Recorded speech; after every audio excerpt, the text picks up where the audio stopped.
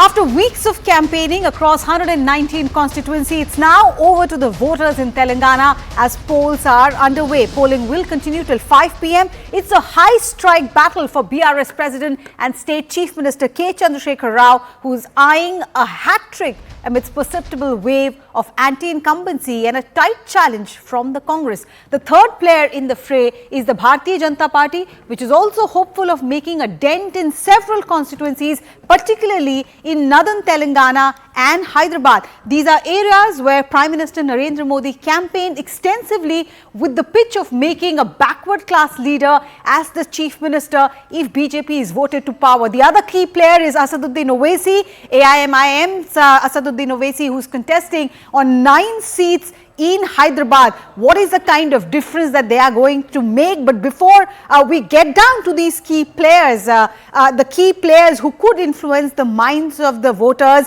what really has been the game plan for Telangana so far? We are calling it the semi-final before the big Lok Sabha battle of 2024. 119 Telangana seat up for grabs. Will KCR beat anti-incumbency? Now you can see there's a three-cornered fight in the state. Prime Minister Modi's popularity is what has armed the Bharatiya Janata Party. Like in many other assembly elections in the past, there's war of welfare schemes, farmer factor in 75 rural seats.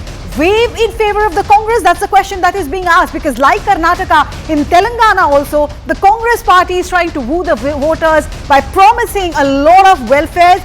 But how is AIMIM factoring in all this? What happens to the Muslim voter? There's a majority Muslim population in a number of seats in Telangana. So will the vote shift to Congress or will it go to AIMIM? Last time around, it was the BRS who had won the confidence of these Muslim voters. K. Kavita, one of the key figures in the BRS and an MLC from the party, voted this morning and spoke to my colleague Swastika Das. Listen in. Akka, you're going to vote. What are your first thoughts? I really hope Hyderabad votes, and I really hope the entire Telangana votes in large numbers. I kindly appeal to the youth, especially to the women and young men out there, please come out and vote. It is not a holiday, it is election day, an important day to make felt your presence in the state, make felt that your voice matters. Please come out and vote, and I'm very confident whoever comes out to vote will vote for BRS. Well, how do you see the Congress? Is this your toughest election? Not at all, not at all. On the ground, we are very, very comfortable. We've been campaigning on the ground. People love KCR Garu. People have received many benefits of the election, many benefits of our government, and we are very confident that we'll be voted back to power the third time. So what's the mood on the ground like? It's been an hour almost since voting began. Swastika is joining me live from Nandinagar in Banjara Hills. Payal is also there at the Faz school in Hyderabad. That's where Asaduddin Owaisi is expected to vote. Good morning to both of you. Swastika, first thing first, every leader, like every other election, is coming out and saying voters must come out and vote. Is your vote in Hyderabad? How are you juggling your duties with your responsibilities of getting all the newsmakers for us? No, I'm going to vote in Hyderabad itself, perhaps in a couple of hours from now.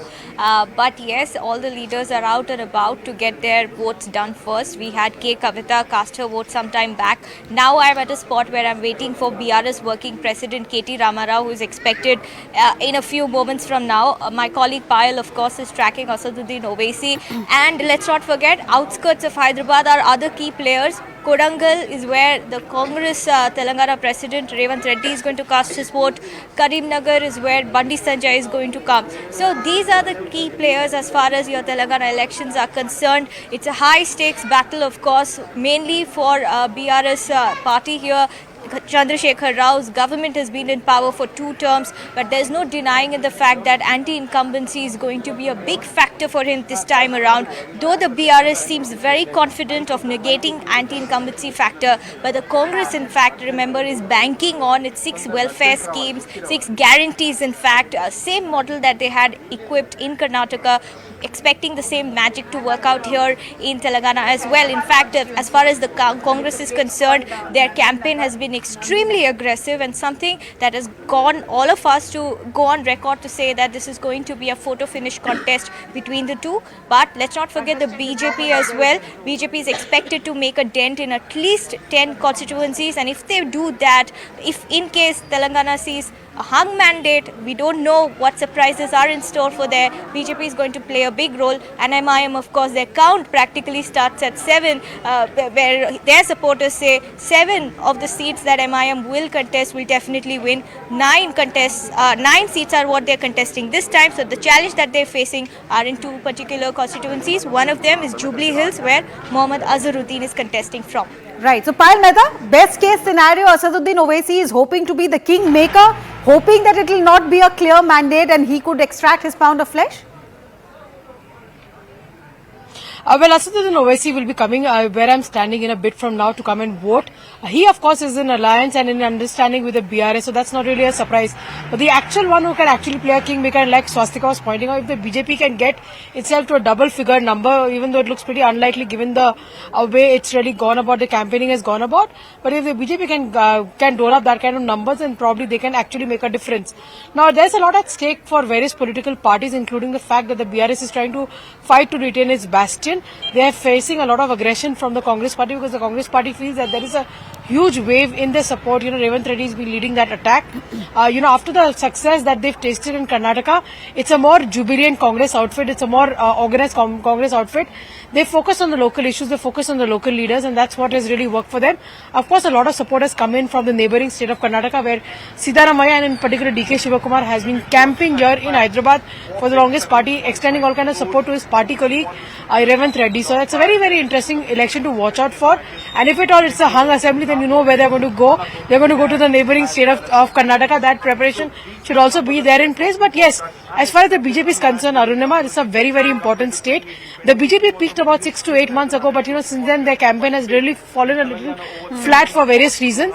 But this is BJP's biggest chance to make inroads in South. After that loss in Karnataka, the BJP score practically right now in the southern part of India is 0, and that is something which is worrying the BJP as in the run-up to the 2024 election. While you touched upon it, but I was about to ask you for more details. What really changed for the Bharatiya Janata Party? 6 months ago, 8 months ago, looked like they were the principal challenger for the incumbent Chief Minister when G. Kishan Reddy also was given the mantle of the state unit there. But since then, something has drastically gone wrong. Suddenly looks like Bharatiya Janata Party is vying for the 3rd position.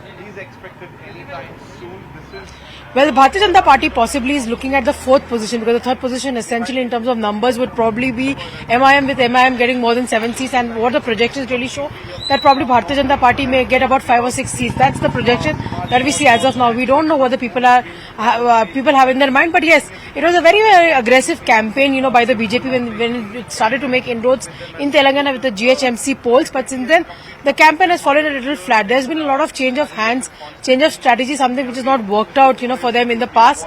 Obviously, a lot of people on ground will also tell you that the sacking of Bandi Sanjay as the party chief probably could have been one of the bad decisions taken by the BJP, because Bandi Sanjay was a street fighter. He went to jail a couple of times. His aggression was full on.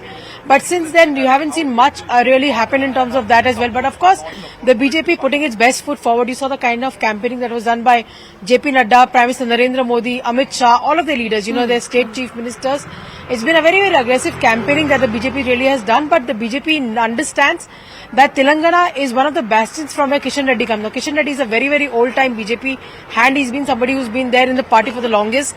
In that duration, he's been able to win, the Lok Sabha elections also from here. And also in the fray are 3 other Lok Sabha MPs also who are in the fray. Although Kishan Reddy is not contesting right now. But the BJP's best chance as far as southern India is concerned, given the fact that yes, Karnataka was doomed for them, they really thought that they would do really, really well in Telangana. But it will be very, very premature to guess what the results really are. But yes, of course, the campaign looks a little lackluster in terms of local leadership being little lackluster in comparison to what you've seen. On one side, you have KCR, who's an aggressive leader, and on the other side, you have Revanth Reddy, who's equally aggressive.